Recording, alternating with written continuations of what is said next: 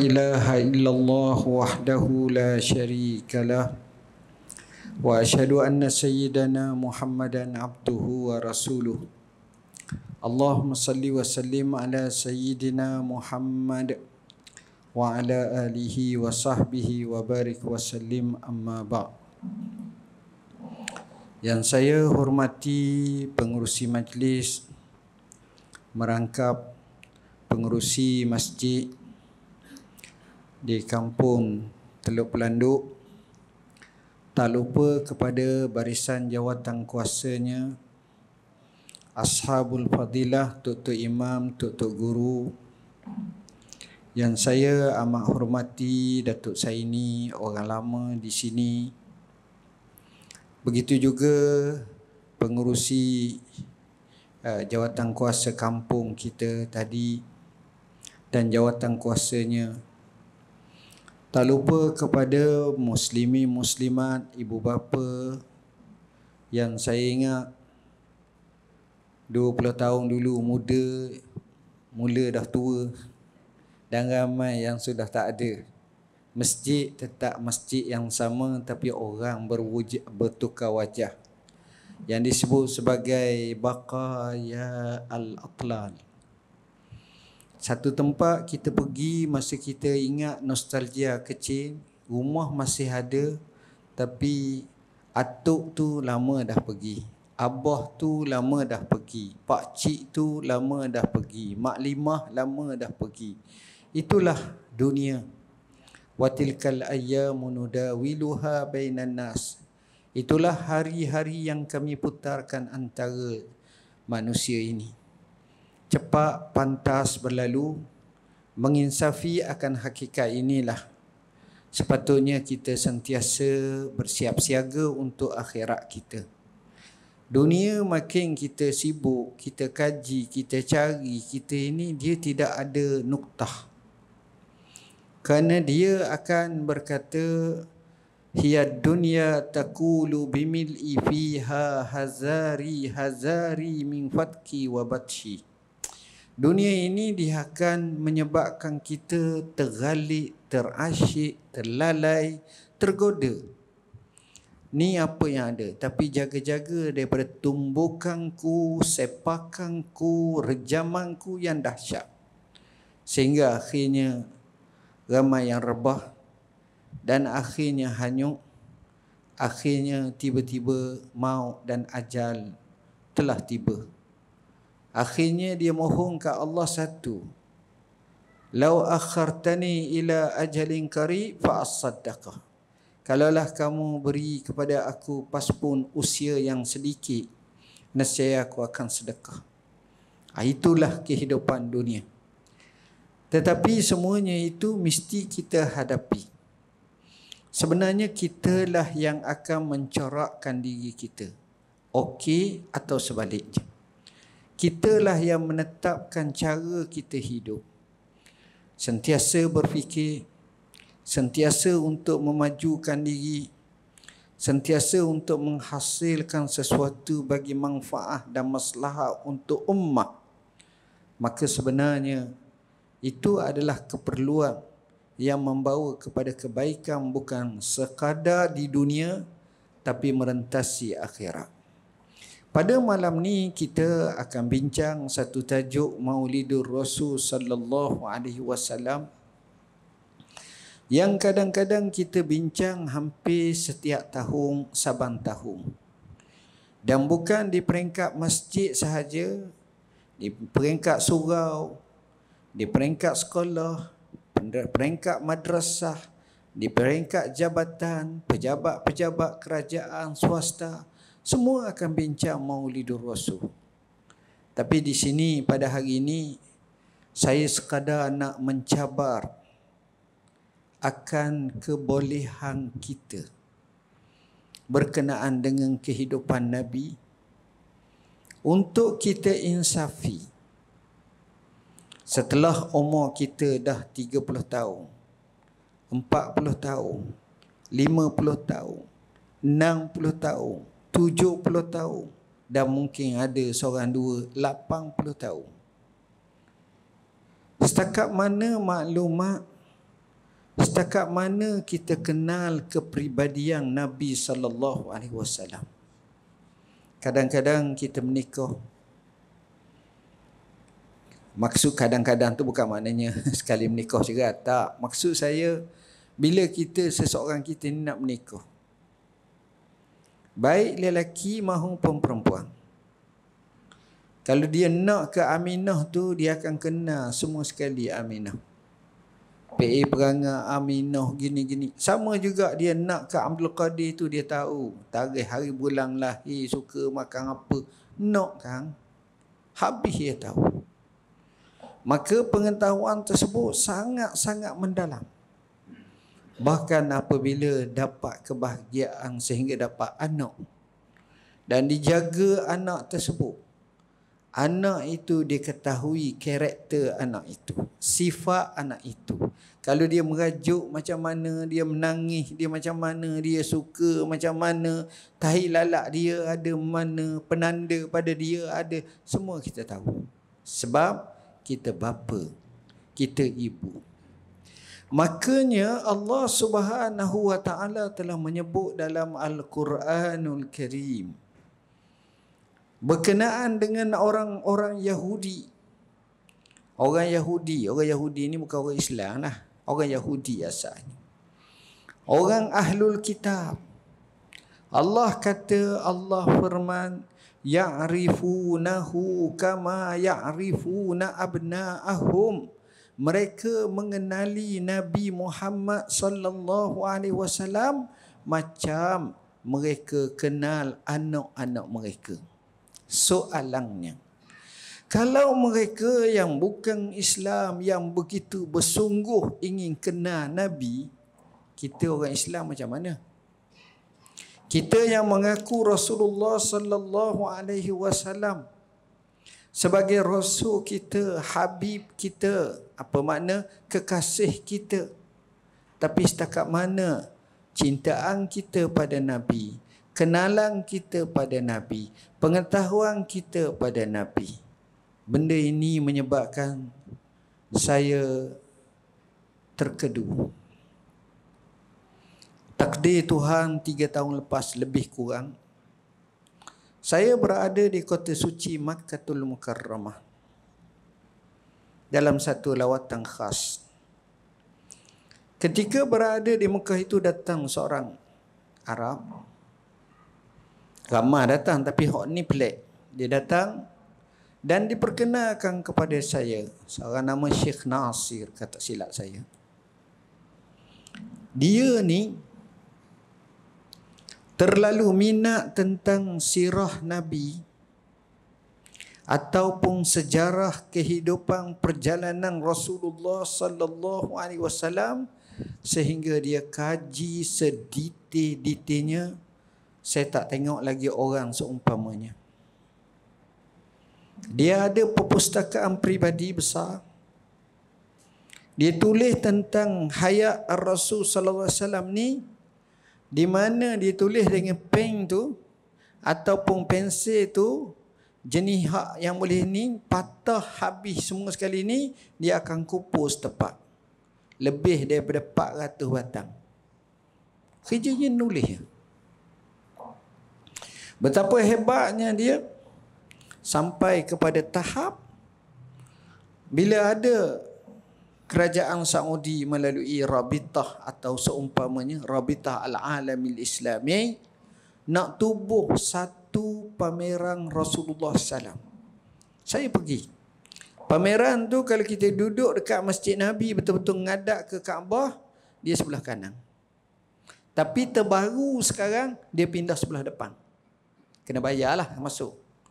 Di situ didetailkan satu persatu kehidupan Nabi, pakaian Nabi, tongkat Nabi, senjata Nabi, pedang Nabi, topi besi yang dipanggil khuzah Nabi. Semuanya ada. Rumah Nabi bentuk mengikut idea arkitek, pelukis. Gambaran di mana rumah Nabi itu ditunjuk satu-satu. Yang saya yakin dia punya Accurate ataupun ketepatannya mungkin 99%, lebih kurang. Berdasarkan kepada nas-nas kitab-kitab ni. Rupa-rupanya pameran yang hebat itu datang daripada idea dia. Sehingga apabila disebut kepada Syekhul Azhar, menyatakan, lemah kami nak buat macam kamu buat. Dia kaji betul-betul. Sebab bila kita buka dari segi sejarah yang panjang tentang Nabi SAW, kita akan bertemu dengan tokoh-tokoh pakar di sepanjang zaman. Kita akan tengok seperti Ibnu Hisham. Ini orang yang hebat. Kita akan bertemu dengan, dipanggil Sirah Ibnu Hisham. Kita akan bertemu dengan Ibnu Ishaq. Ini cerita 1300-400 tahun lepas. 1300-1200 tahun lepas. Yang telah menulis seperti ini. Termasuklah Al-Imam At-Tirmizi melalui kitabnya Asy-Syama'il. Begitu juga para ulama yang lain yang menulis hadis secara langsung, dan ada yang tulis tentang perang Nabi saja, Ghazawatul Rasul atau Maghazi. Ada yang tulis tentang sirah Nabi, ada yang tulis tentang pelbagai bentuk berkenaan dengan Rasulullah SAW di sepanjang zaman. Termasuklah kita baca dalam sirah-sirah. Sehingga lebih kurang dalam 3 ataupun 40 tahun lepas, pihak Majma' Fiqh Islami atau Rabita Al-Alami Islami telah mengadakan satu pertandingan musabaqah mengarang esei yang terkait dengan sirah Nabi lengkap tapi pendek. Pendek tu maksudnya dalam 7 ataupun 800 muka surat ke bawah. Bukan macam dulu tebal ni, taklah. Buat ringkas dengan mengambil sumber-sumber yang autentik, yang asli, yang masadir, yang ada dia punya punca rojokannya. Maka dibuat pertandingan. Ramai ulama menyertai menulis. Takdir Tuhan, akhirnya diumum kemenangan berpihak kepada seorang warga negara daripada Pakistan ataupun India yang bernama Asy-Syaikh Almarhum Safiyur Rahman Al-Mubarakfuri, yang mengkaryakan satu karya bertajuk Ar-Rahiqul Maktum. Natijah daripada itu, kitabnya tersebar dan diajar di universiti-universiti. Alhamdulillah di Yadim kita telah menterjemahkannya. Dan saya rasa tidak cukup dengan itu. Saya mohon supaya diterjemahkan satu lagi buku bertajuk Atlas An-Nabawi. Atlas kepada kehidupan Nabi dari sudut tempat Nabi gimana. Nabi pergi ke Syam, kat mana Nabi pergi. Nabi pergi perang kat Khaybar, kat mana Nabi pergi perang. Kadang-kadang kita tak sedar, rupa-rupa Nabi ni jalan banyak juga. Saya pergi Bahrain dalam 6 bulan lepas. Saya tanya ulama-ulama Bahrain. Saya kata, Nabi ni pernah sapa tak di Bahrain? Dia kata, kemungkinan kebarangkalian tu kuat kerana bila datang seorang sahabat bernama Al-Ashaj ibn Qais, Nabi tengok, Nabi cakap dengan dia, inna fika khaslataini yuhibbuhumallah, al-hilmu wal-ana'ah. Sesungguhnya aku dapati pada kamu ada 2 sifat yang Allah suka, iaitu sifat lemah lembut dan sifat ketenangan. Sehingga Nabi boleh cerita perangai orang Bahrain ni macam mana. Maka berkatalah Sayyidul Qaum, ketua kaum itu, ya Rasulullah, kamu mengenali tentang kami, nenek moyang kami, perangai kami lebih daripada kami kenal sendiri. Macam mana macam tu? Payah tuan-tuan. Itu Rasulullah. Macam mana dia boleh tahu macam tu? Itulah hebatnya. Jadi tuan-tuan, bila kita tengok macam tu, kita akan merasakan bahawa hebatnya. Saya balik ke Malaysia, entah apa jadi tak tahu. Setiap kali datangnya Maulidur Rasul, saya buat satu buku. Tajuknya Ma'rifatul Rasul. Datangnya peristiwa hijrah, saya buat satu buku, Hijratul Rasul. Pada awal tahun ni saya mikir, saya kata setakat yang saya baca, kita jarang untuk merujuk kehidupan Nabi berdasarkan masa. Maknanya Nabi umur setahun apa benda berlaku? Umur sehari. Nabi umur dia 10 tahun ataupun 15 tahun, 14 tahun. Terutamanya bermula daripada selepas terima wahyu, setiap tu ada masaannya. Apa yang berlaku sampai pada tahun 14 kenabian yang dipanggil tahun hijrah, apa yang Nabi buat. Kemudian bila Nabi hijrah bermula pada 27 malam 27 Safar, tahun pertama hijrah Nabi hijrah. 3 hari 3 malam duduk di Gua Sur. 1 Rabiul Awal malam tu Nabi pergi ke Quba melalui Hudaibiyah, melalui Usfan, melalui beberapa tempat yang lain sampai perkampungan Ummu Ma'bah, sampai kepada akhirnya sampai ke Quba selama 8 malam. 8 malam.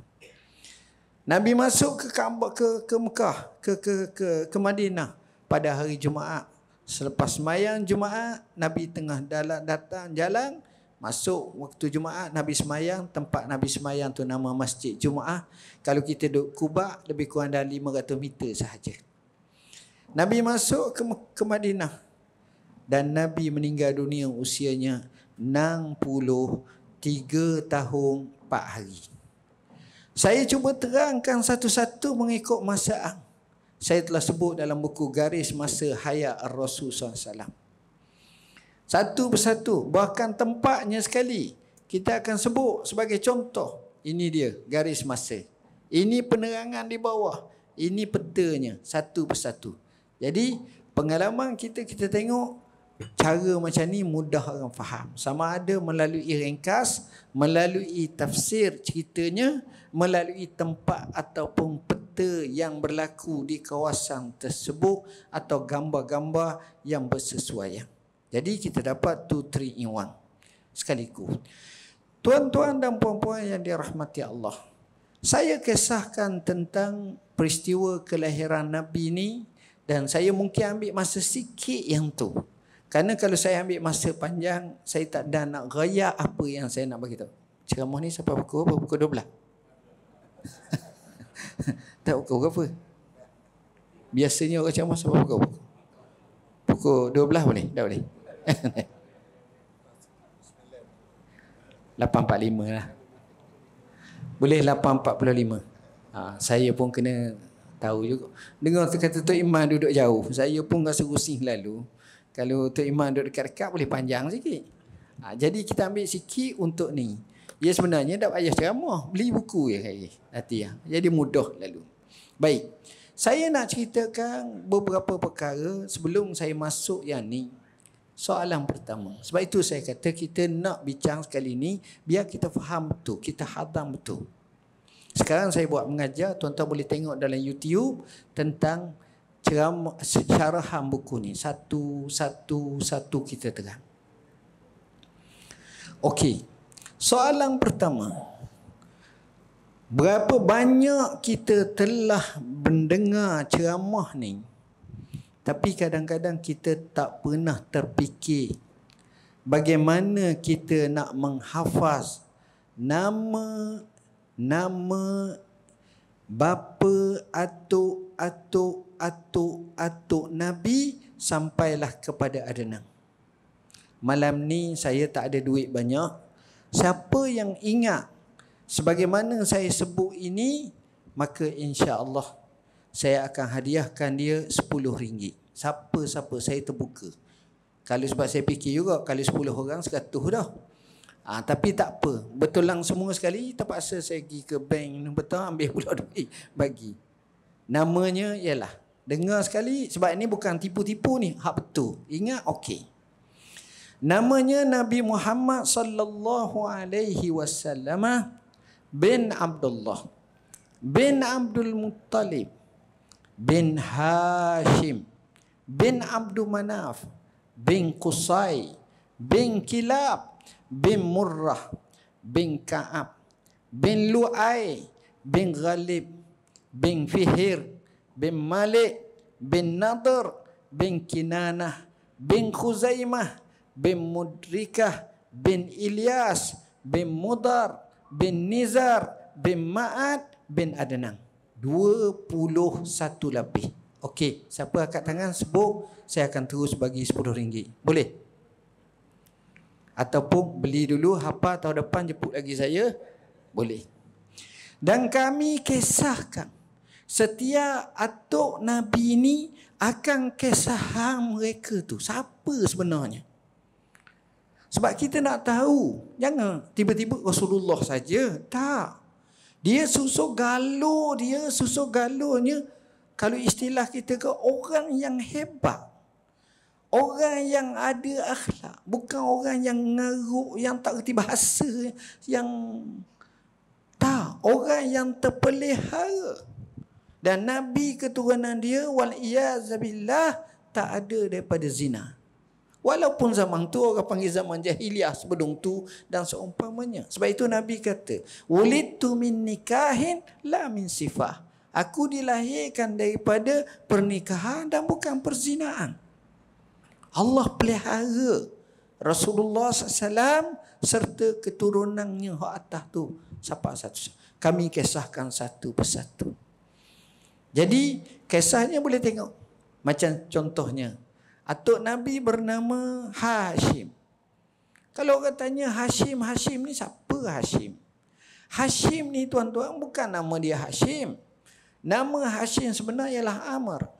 Hashim ni kerana kerja dia ni orang Sayyidul Qaum.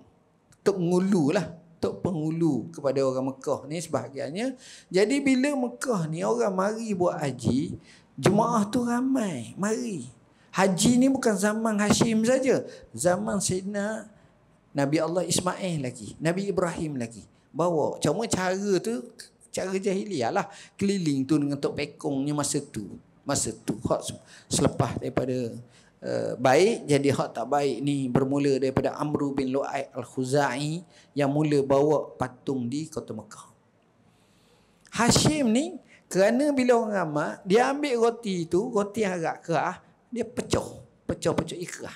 Pecah. Dia masak dengan macam bubur kita gak, macam sup. Dia pun akan masuk dalam roti tu. Perbuatan mecah roti ni, itu dipanggil Hashim. Lalu orang panggil dia Hashim. Nama dia Amr. Tuan-tuan.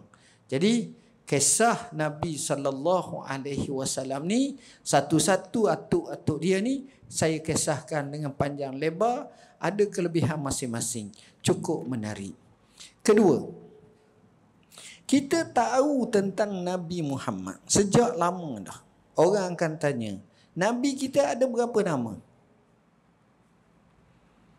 Oh, orang ni kata saya pun tak tahu. Kita gabungkan dalam dua riwayat.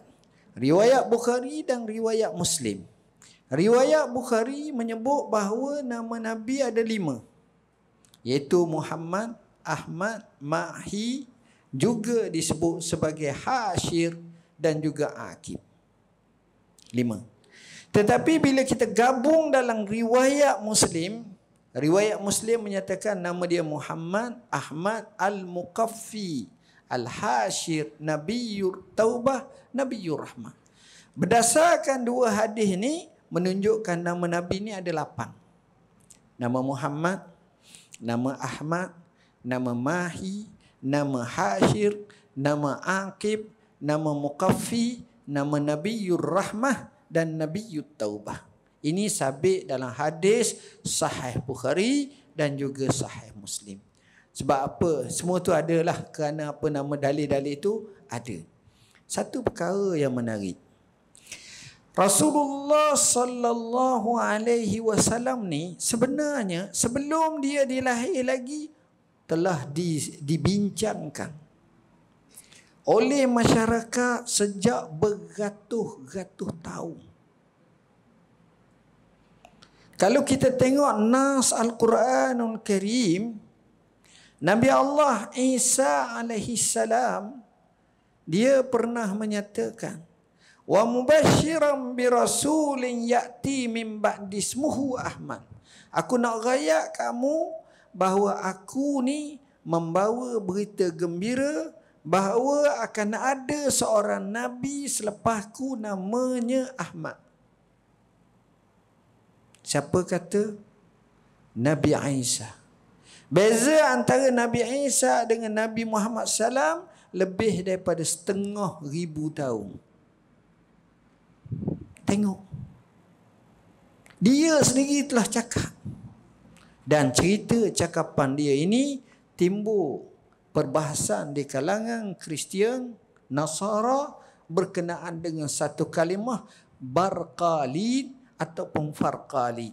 Ni saya cerita panjang kisahnya. Kalau saya nak cerita habis tentang kisah ni, di mana asalnya daripada Sepanyol yang pergi bergiang-giang.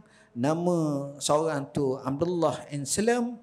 Asalnya dia dikenali sebagai orang pemuda yang minat agama ni, tapi akhirnya dia masuk Islam selepas dia tahu makna barqalid.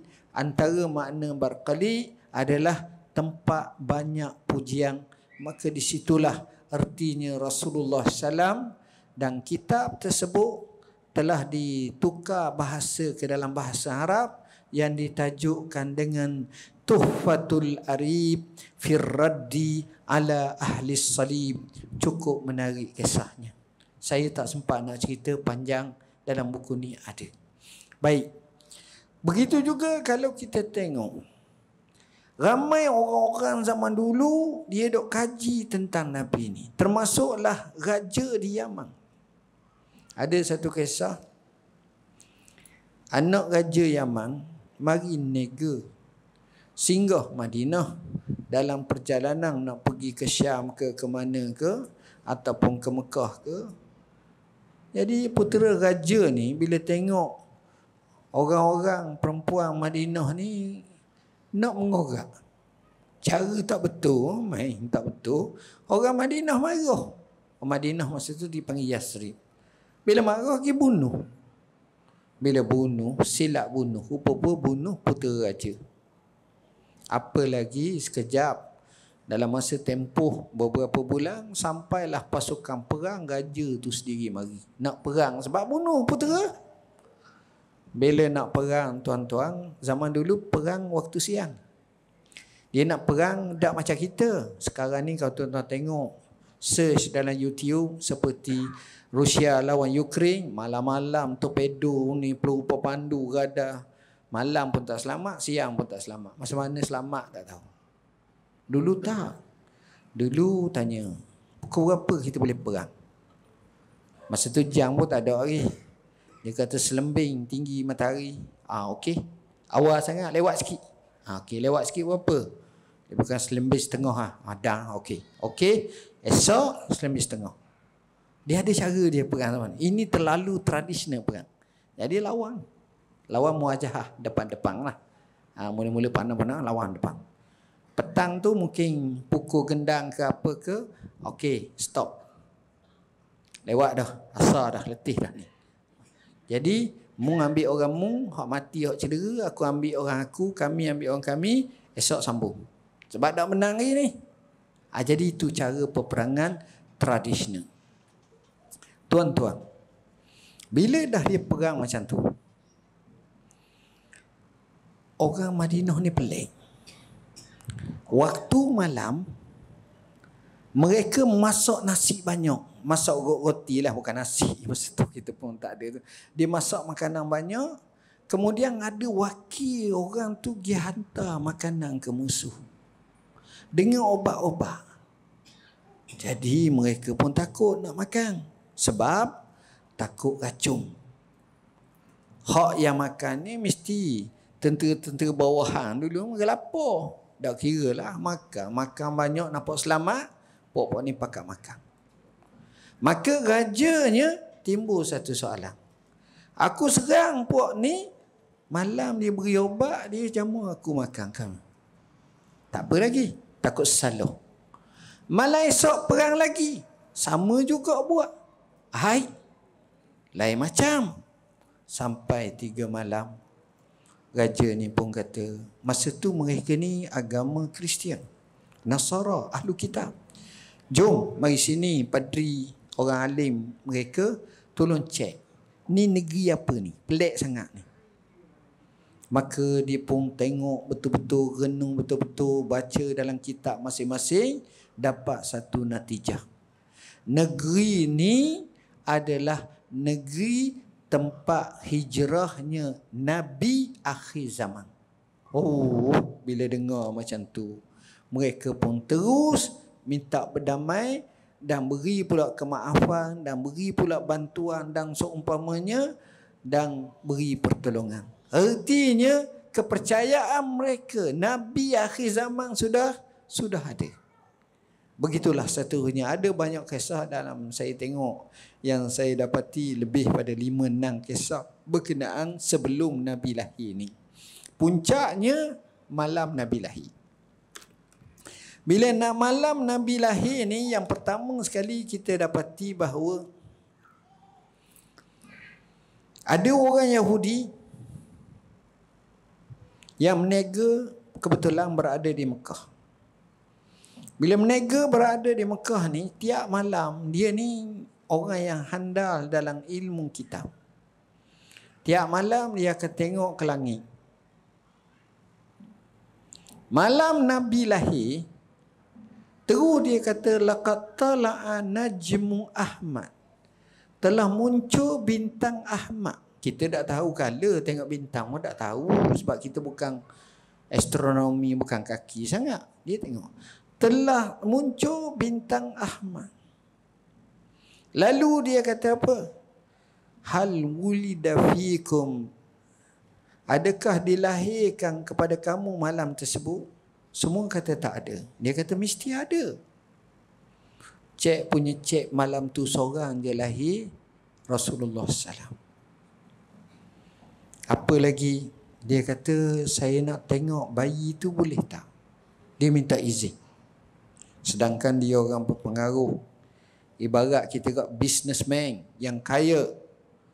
Dia pergi tengok Nabi. Tengok sahaja rupa Nabi Muhammad, mukanya berubah.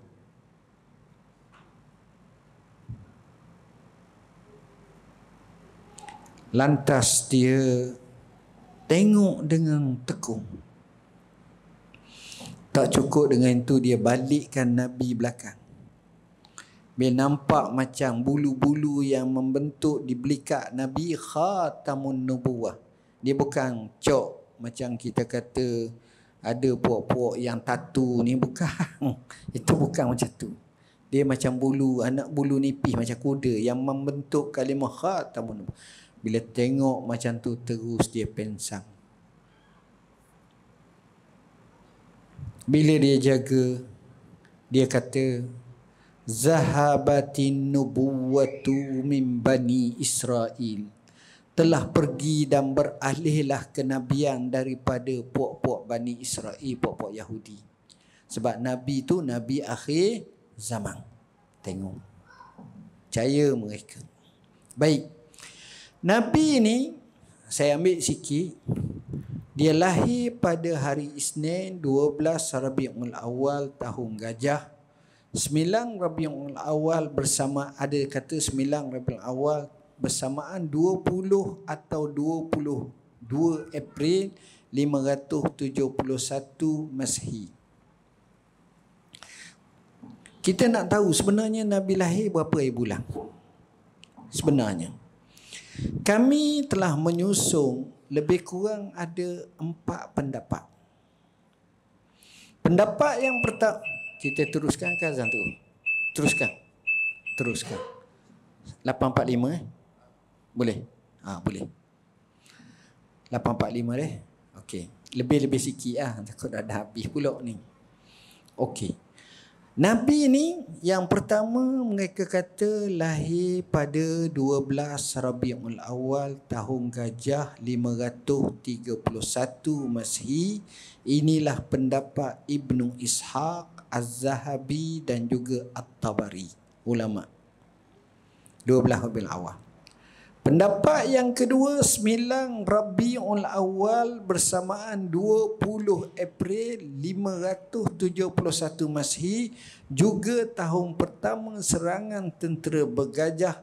Pendapat ini disokong oleh Syekh Muhammad Sulaiman Al-Mansufuri dan ahli falak terkenal Mesir Mahmud Basha. Berapa? 9 Rabiul Awal. Pendapat yang ketiga, 8 Rabiul Awal. Ini berdasarkan dalam kitab Sifatus Safwah oleh Ibnul Jauzi, dan ini juga pendapat Ibnu Abdul Bar, Imamun Nawawi dan juga Al-Baihaqi. Kata tarikhnya 8 Rabiul Awal. Pendapat yang keempat, 2 Rabiul Awal. Ini pendapat ahli sejarah terkenal Al-Waqidi. Baik. Sekarang kita ada 12, kita ada 9, kita ada 8 dan kita ada 2 Rabiul Awal. Baik. Hak mana hak sungguhnya? Kata ahli falak, pertama semua sepakat Nabi lahir hari Isnin. Sebab Nabi kata wulitu fi, aku dilahirkan pada masa. Tetapi bila kita tengok kalender mengikut pakar falak, kalau hari Isnin minggu tu jatuh pada 9 Rabiul Awal. Kalau 12 Rabiul Awal dia jadi hari Selasa, hari Rabu, hari Khamis. Sedangkan Nabi tak lahir pada hari Khamis. Jadi pendapat dari segi yang masyhur oleh ahli falak adalah 9 Rabiul Awal. Saya sendiri lebih cenderung kepada 9 Rabiul Awal. Wallahu a'lam. Apa-apa pun itulah Nabi lahir. Kedua, orang tanya, sebenarnya masa mana Nabi dilahirkan? Masa pula, waktu. Kita telah sepakat menyatakan 4 waktu ni, tapi masyhurnya 9 ataupun 12. Baik, waktunya pendapat pertama ketika fajar hampir menyingsing. Inilah pendapat Az-Zubair Ibn Bakar. Pendapat yang kedua menyatakan waktu pagi. Ini pendapat Al-Hafiz Abul Fadl Al-Iraqi. Dia kata waktu pagi. Mungkin pukul 8 pagi, mungkin pukul 7 pagi, mungkin pukul 6.30 pagi. Ini waktunya. Baik. Pendapat kedua yang kata waktu pagi inilah pendapat yang ditarjihkan oleh ramai ulama, termasuk Sa'id ibn al-Musayyib, Ibn Dihyah, Az-Zarkashi. Ini yang kita telah nyatakan. Ni lahir itu. Baik. Tuan-tuan, kalau kita tengok waktu yang Nabi lahir ni pun dari segi kehidupan manusia adalah bermula kehidupan. Dia tak lahir tengah malam, pukul 9.30. Ayah ngatuk nak tidur dah, baru beranak. Contohnya. Ataupun pukul 11 malam, dia lahir itu betul-betul ketika itu. Dan jika sekiranya pada awal pagi, itulah waktu kedekatan hamba dengan Tuhan. Kanu qalilan minal laili ma yahjaun wa bil asharihum yastaghfirun. Mereka itu sedikit sahaja waktu malam mereka tidur, hampir fajar menyingsing, mulut mereka selalu sebut astaghfirullahalazim, astaghfirullahalazim wa atubu ilaih, atau rabbi ighfirli wa tub alayya, dan seumpamanya. Baik. Kita juga nak tahu di mana tempat kelahiran Nabi. Tempat kelahiran Nabi di kota suci Makkah, di penempatan Bani Hashim. Ulama kata Nabi lahir di Makkah. Nabi tak lahir di Malaysia. Tak lahir di Teluk Pelanduk. Tak lahir di sini. Nabi lahir di Makkah. Adakah kebetulan? Jawab dia tidak. Dia untuk Nabi ni, satu kalimah kita kena faham, istifai. Apa makna istifai? Maknanya pilihan Tuhan. Allah pilih. Ramai-ramai manusia atas muka bumi ni Allah pilih. Dan Allah tak pilih selapis. Allah pilih sampai 4 lapis.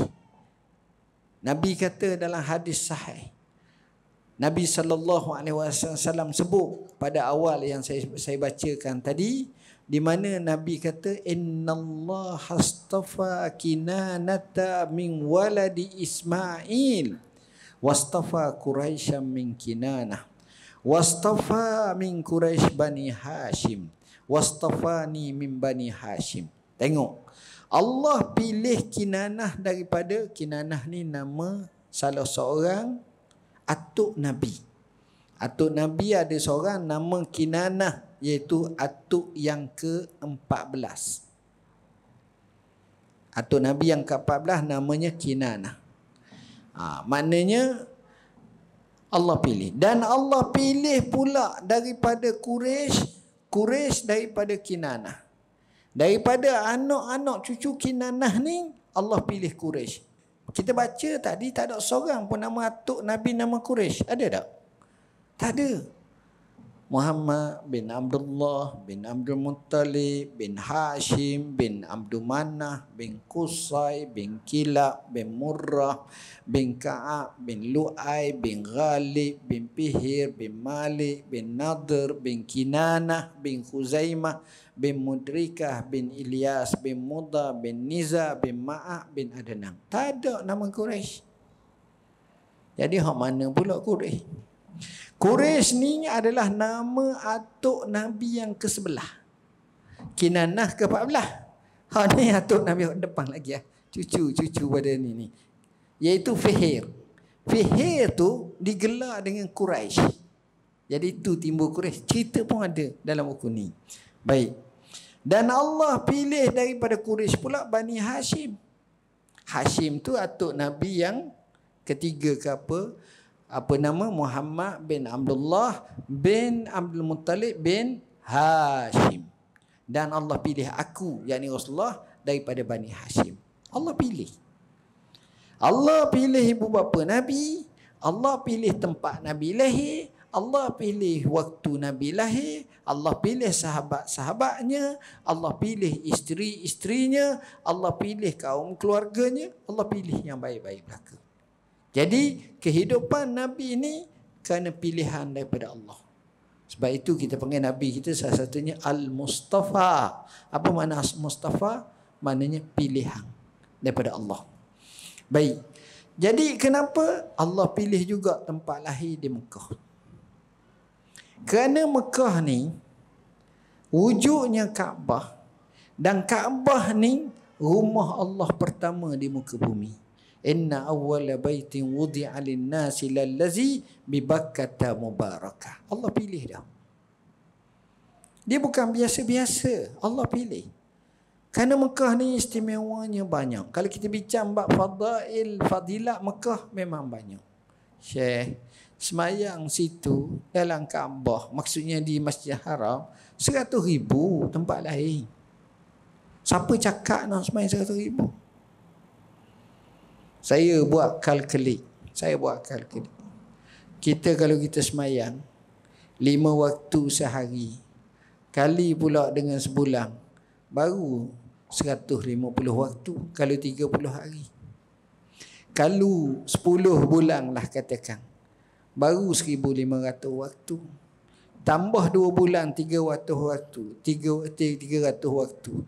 Jadi 1,800 waktu. Kalau 10 tahun, baru 18,000 waktu. Kalau 20 tahun, baru 36,000 waktu. Kalau 40 tahun, baru 72,000 waktu. Sampailah kita kira dekat-dekat nak berapa tahun? 70 tahun, 80 tahun. Semua hidup kita satu waktu saja di Mekah. Hebat tak? Hebat. Hadis sahih sebut satu persatu. Jadi yang kedua, di Mekah ni di mana sebenarnya tempat Nabi lahir? Tak apalah kita terima di Mekah. Pendapat pertama menyatakan Nabi lahir di Syekh Bani Hashim seperti dihikayatkan oleh Az-Zubair. Tempat yang pertama sekali, Nabi dilahirkan di Syekh Bani Hashim. Syekh Bani Hashim ni, kat mana Syekh Bani Hashim? Syekh ni apa makna? Perkampungan. Perkampungan Bani Hashim. Dia ada Syekh Amir, Syekh Bani Hashim dan beberapa tempat lagi. Baik. Yang kedua, baginda sallallahu alaihi wasallam dilahirkan di Radam. Apa makna Radam? Radam ni satu kawasan sebelum kita sampai Mekah, dekat nak Mekah, Radam. Pendapat yang ketiga, Nabi lahir di Usfan. Usfan ni jalan Nabi nak hijrah, Nabi pergi. Memang dekat sangat dengan Mekah. Mungkin dalam 3 ke 40 km ataupun lebih sikit nak sampai. Baik. Jadi yang paling masyhurnya, Rasulullah menghadiahkan rumah tersebut kepada Aqil bin Abu Talib. Kalau tuan-tuan pernah sampai Mekah, tuan-tuan akan tengok satu tempat sa'i, Safa ke Marwah. Turun daripada tempat sa'i tu, dia ada tempat lapang. Situ dulu kami selalulah duk semayang sembayang apa ni orang panggil, khususnya sembayang tarawih, sembayang lapang situ. Senang nak balik, lalu kok sukul lain. Sebelah tu ada tandas. Sebelah tandas situ tu ditulis dulu Maktabah Mekah. Maktabah ni perpustakaan. Tapi sekarang diroboh. Tempat itulah tempat Nabi dilahirkan. Jadi antara tempat tu dengan Mekah dengan Kaabah tu lebih kurang 100 meter je lah. Kalau jauh-jauh sikit, kalau dekat-dekat sikit. Tak jauh mana lah. Tak jauh mana. Maknanya Nabi lahir ni. Okey. Saya nak pindah satu perkara yang lebih penting lah. Nak bincang bab Nabi ni memang panjang. Cukup kalau kita tengok dalam buku ni. Tapi saya nak beberapa isu yang besar. Kenapa Allah utuhkan Nabi kat kita? Pertama, Allah sendiri jawab. Jawab cara umum untuk mana-mana Nabi dan Rasul ni, walaqad ba'asna fi kulli ummatir rasula, ada 2. Ani'budullah wajtanibut taghut. Suruh sembah Allah, suruh tinggalkan kekufuran. Itu satu. Dalam bahasa yang lain, Allah ajar kepada kita, Nabi kita ni untuk apa? Yu'allimuhumul kitab wal hikmah wa yuzakkihim. Ada 3. Pertama, dia nak ajar kepada kita kitab, yakni Al-Quranul Karim. Dia nak sampai untuk kita ikut. Sebab Quran tu kitab hidayah. Kedua, dia nak ajar kepada kita hikmah. Hikmah tu apa? Kebijaksanaan. Hikmah ni dibahaskan oleh ulama. Ada yang menyatakan hikmah dengan makna sunnah Nabi. Ada yang menyatakan ilmu itu sendiri. Dan ada juga yang menyatakan kebijaksanaan. Itu makna hikmah. Apa-apa hak baik itu hikmah. Baik. Yang ketiga, dia datang kepada kita wa yuzakihi, nak betul kita. Nak bersih, nak suci. Dalam hati kita ni ada riak, ada ujub, ada takabur, ada tamak, ada tak ikhlas, ada kemarahan, ada dendam kesumak, ada sifat-sifat ni. Siapa nak betul, tuan-tuan? Yang ini payah. Yang ini payah. Yang ini mesti Nabi. Jadi Nabi betul-betul betulkan. Sehingga sahabat Nabi ni hatinya bersih. Dan Nabi sendiri hatinya amat bersih dan putih bersih. Yang ini kita kena lawang. Lawang ni namanya mujahadah. Iaitu bab tasawuf lah. Kalau kita nak bincang. Itu tujuan Nabi. Bila Nabi nak mengilmukan manusia, nak memakrifahkan manusia, nak mengajar manusia, dia mengajar dalam kaedah pedagogi yang diterima oleh dunia. Cara yang paling berkesan adalah dengan watak tu sendiri. Jadi peribadi Nabi, cara Nabi. Bila Nabi kata, bila Nabi sebut sesuatu dan Nabi menjadi contoh, kana khuluquhul Quran, kata Aisyah, hadis sahih riwayat Bukhari. Jadi Nabi pamerkan. Itu tugasnya. Nabi tunjuk, Nabi solusikan kepada ummah masalah. Dan kita dapati apa yang Nabi buat. Sebagai contoh, saya nyatakan Nabi ni antara rasul yang paling banyak ajar kita doa. Pagi ada doa, petang ada doa, malam ada doa, bersama isteri pun ada doa, dapat anak baru pun ada doa. Ada doa semua. Saya kemukakan dalam buku Inilah Doaku. Macam-macam doa. Nabi ni kalau kita tengok tuan-tuan, yang ini orang lain tak mampu. Amat-amat menjaga masa. Kata orang-orang yang merevolusikan masa, yang mereformasikan kehidupan manusia dari segi masa, Rasulullah. Inilah seterbaik manusia. Seimbang dunia, akhirat, kehidupan, pemerintahan, kekeluargaan, seluruh cukup. Nabi pandai mengganimahkan masa. Saya sebut dalam buku Masa Peliharalah. Hebat-hebat. Bila kita tengok mereka ni, hebat. Nabi, tuan-tuan, dia nak ajar kita Quran. Bila dia nak ajar kita Quran, dia tak akan tinggal Quran. Dia baca Quran. Dia tadabbur Quran. Kehidupannya dengan Quran. Kita berapa banyak dengan Quran? Ulama zaman dulu baca Quran, hafaz Quran. Saya sebut dalam buku Tip Hafazan Quran. Kisah Imam Syafi'i sebagai contoh. Sehari sekali khatam Quran. Hari bulan Ramadan 2 kali sehari. Kita setahun sekali pun tak ada. Jauh tuan-tuan. Ini kehidupan. Nabi dia nak ajar ummah ni semua sekali. Jadi sistem pembelajaran, semangat untuk mendidik anak bangsa ni, maka kita sebut dalam buku Tinta Nasihat untuk Penuntut Ilmu. Macam mana Rasulullah. Dan Rasulullah sebaik-baik guru, tuan-tuan. Dan banyak kita boleh mengambil faedah, istimba, kecanaan Rasulullah dalam mendidik ini luar biasa. Nabi, tuan-tuan, dia bukan cakap, bukan temberang. Nabi dia buat. Dan Nabi dia tunjuk. Kita atas sini semua, termasuk tukang ceramah ni, tak ada seorang yang boleh kata saya adalah paling baik dengan keluarga saya. Saya nak banding dengan tuan-tuan, saya orang nombor 1 terbaik. Kita tak berani kata. Banyak masalah. Tanyalah seorang perempuan, hang gi kat bini aku, hang tanya perangai aku. Dia jawab bagus. Tiba-tiba dia kata tapi sah, banyaklah masalah kita. Nabi kata khairukum li ahli wa ana khairukum li ahli. Orang paling baik di kalangan kamu, orang yang paling baik dengan keluarganya. Aku, yakni Rasulullah, bukan saya, adalah orang yang terbaik dengan keluarga. Saya baca buku, Allah kata hebat. Saya sebut dalam buku Baiti Jannati, rumahku syurgaku. Macam mana Rasulullah SAW? Lain, tuan-tuan. Dia tunjuk kepada kita, dia sebut fadilah, dia yang buat. Contohnya sedekah. Tuan-tuan, tak ada lagi. Saya buat satu buku tajuknya Keajaiban Sedekah.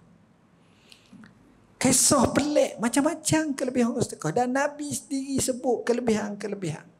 Sakit, sedekah. Dawu mardakum bisadaqah. Apa lagi? Banyak sedekah. Saya boleh ceritalah, boleh ceramah tajuk ni, tapi masa tak sempat. Hebat. Sedekah. Dan cerita tentang pemurah, saya tak bukukan, tapi saya buat dalam e-book. Pemurah. Saya kaji daripada dulu, zaman dulu, orang pemurah seperti yang Adi, Hatim, Kajudi Hatim, pemurah sangat, kisahnya banyak. Tapi Rasulullah lebih pemurah daripada mereka lagi.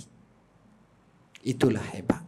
Jadi tuan-tuan, bila kita baca tentang Rasulullah sallallahu alaihi wasallam, kita akan rasa alangkah beruntungnya kita kerana kita menjadi umat Muhammad sallallahu alaihi wasallam. Justru apa yang kita kena buat? Ada 2-3 perkara. Nombor satu sekali, kita kena bacalah sejarah Nabi dengan setepatnya supaya kita faham tu ini orangnya. Nombor 2, kita cubalah ikut sunnah Nabi, sirah Nabi. Nombor 3, kita banyakkan selawat kepada Nabi sallallahu alaihi wasallam. Nombor 4, saya rasa apa yang kita tahu daripada apa yang Nabi suruh, kita buatlah walaupun sekali. Maksud saya yang sunat-sunat ni. Jadi kalau kita boleh buat, nescaya kebaikanlah bagi kita. Saya rasa sekadar itulah yang dapat saya sampaikan. Mohon maaf bahasa yang saya guna tidak sesuai. Aqulu qauli hadza wa astaghfirullahal azim li wa lakum. Bismillahirrahmanirrahim. Allahumma faqqihna fid din an tawil. Allahumma ja'alna minal ladzina yastami'una al-qawla. Wassallallahu ala sayyidina walhamdulillahirabbil alamin. Wassalamualaikum warahmatullahi wabarakatuh. Alhamdulillah.